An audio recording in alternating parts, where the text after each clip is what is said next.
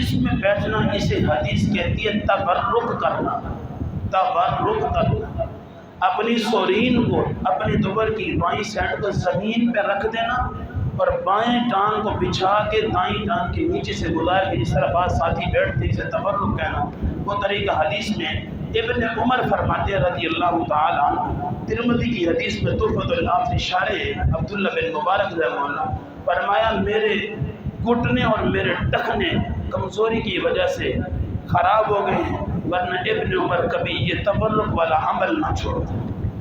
اسے لازمی اپنایا کرو۔ جمعہ کی نماز میں جو لوگ دیر سے آتے ہیں وہ دوسروں کی گردنیں پھلانگ کر پہلی صف میں بیٹھنے کی کوشش کرتے ہیں، اس کے بارے میں بتائیں، غلط بات ہے۔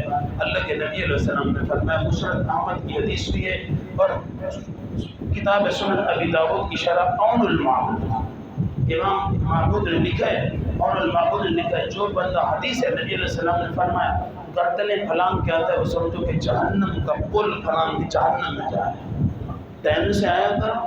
اور جو لوگ آگے پیچھے بیٹھ جاتے ہیں وہ بھی غلط ہے، ان کو چاہیے وہ پہلے صفحے مکمل کریں کہ پیچھے آنے والا بھی پریشان نہ ہو، کوئی دروازے میں ہے کہ اسے یہاں جو جگہ خالی نظر ہے تو اس نے خامخواہ ادھر آنا۔ اور آخری بات پہلے، اور اس میں ایک اور بات جو لازمی ہے، جمعہ کا اگر ثواب لینا ہے تو خطیب کے ممبر پہ بیٹھنے سے پہلے آؤ گے تو جمعہ کا ثواب ملے گا۔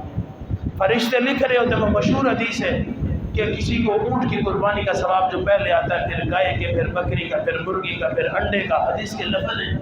جس وقت خطیب آ کے ممبر پہ بیٹھ جاتا ہے، اعمال لکھنے والے فرشتے رجسٹر بند کر لیتے ہیں، پھر وہ ظہر کی نماز کا ثواب لے کے جاتے ہیں، جمعہ کا نہیں۔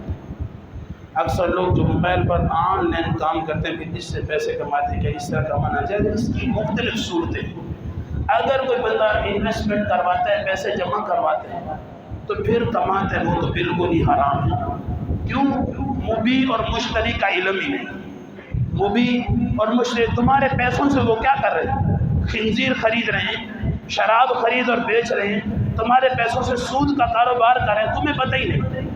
جس کاروبار میں مبیع اور مشتری کا علم نہ ہو وہ کاروبار حرام ہے، بالکل ناجائز ہے، سود کے زمرے میں۔ ہاں کوئی اس طرح کی ایپس وغیرہ آئی ہیں، لوگ بتا رہے ہوتے ساتھی جو استعمال کرتے ہیں، وہ کوئی ان کے فارم فل وغیرہ کرنے ہوتے ہیں جن سے آپ کی محنت کی وجہ جو پیسے دیتے ہیں وہ جائز ہے۔ اگر یوٹیوب وغیرہ یا اس طرح کا کوئی اور معاملہ ہے جس پہ آپ دینی اشاعت کرتے ہیں، دینی اشاعت کرتے ہیں، دینی چینل بنا کے دین کی نشر و اشاعت کرتے ہیں، اس سے اگر آپ کو پیسہ ملتا ہے تو وہ جائز ہے، اس میں کوئی کباہت نہیں۔ بعض لوگ قبر پر کھجور کی چھڑی رکھ دیتے ہیں، اس کے بارے میں بتائیں، یہ نبی علیہ السلام کی سنت کے خلاف ہے، اللہ کے نبی سے ثابت نہیں ہے۔ وہ میرے نبی کا خاصہ تھا کہ قبروں کے اندر یعذبون قبرہما، صحیح البخاری کی حدیث ہے، 2 قبروں میں عذاب ہو رہا تھا، اللہ کے نبی نے تخفیف عذاب دے دی، یہ نہیں عذاب ختم کر، نہیں، عذاب کے ہلکے ہونے کے لفظ ہے۔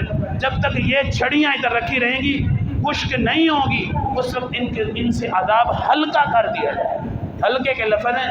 اگر کوئی بندہ آج رکھتا ہے تو کیا وہ بھی جانتا ہے کہ نیچے میت کو عذاب ہو رہا ہے؟ اس وجہ سے چھڑیاں رکھنا ناجائز ہے۔ فوت شدہ اور بیماروں کے لیے دعا کریں، اللہم اغفر للمؤمنین والمؤمنات والمسلمین والمسلمات، اذهب الباس رب الناس واشف انت شافی لا شفاء الا شفاءک شفاء لا یغادر سقما۔